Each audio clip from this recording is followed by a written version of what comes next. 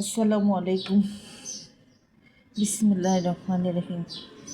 আমি এখন রান্না করব ডিম ভুনা। প্রথমে আমি পরিমাণ মতো কড়াইতে তেল দিয়ে দেব।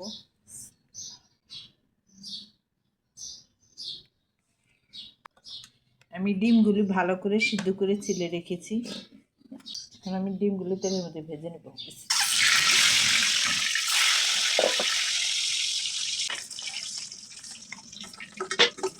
ডিমগুলি ভাজা হয়ে গেছে, এখন আমি একটা পাত্রে তুলে নেব।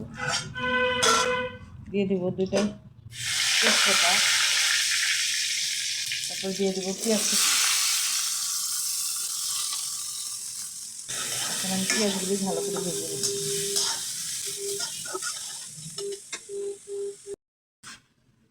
আমার পেঁয়াজগুলি ভাজা হয়ে গেছে, এখন আমি আদা রসুন বাটা দিয়ে দিব।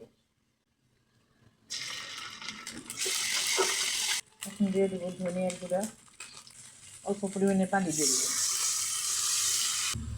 হলুদের গুঁড়া দিলাম অল্প পরিমাণে।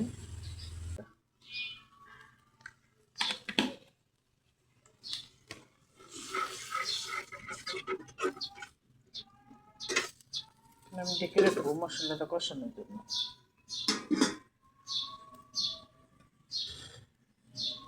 আমার মশলা কষানো হয়ে গেছে, এখন আমি ডিমগুলো দিয়ে দেবো।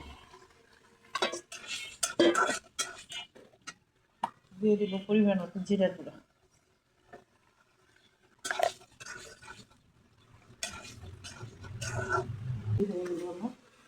এখন আমি চুলা